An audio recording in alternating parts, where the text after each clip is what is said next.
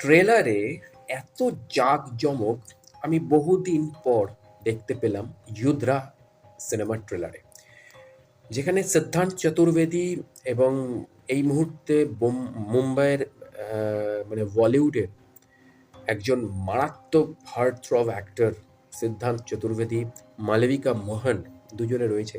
কিন্তু এই সিনেমার মধ্যে সবচেয়ে বড় ইন্টারেস্টিং পার্ট হচ্ছে এই সিনেমার প্রোডাকশন হাউস হচ্ছে এক্সেল এন্টারটেনমেন্ট, অর্থাৎ ফারহান আখতারের প্রোডাকশন হাউস।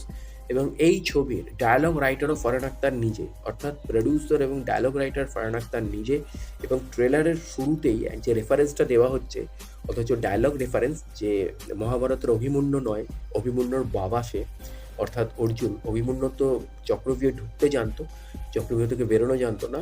আর অর্জুন চক্রব্যূহে ঢুকতেও জানতো, বেরোনোও জানতো। যদিও এই মিথটা খুব ভুল, এই মিথটা নিয়ে আমি আমার এডুকেশন চ্যানেলে প্রোগ্রাম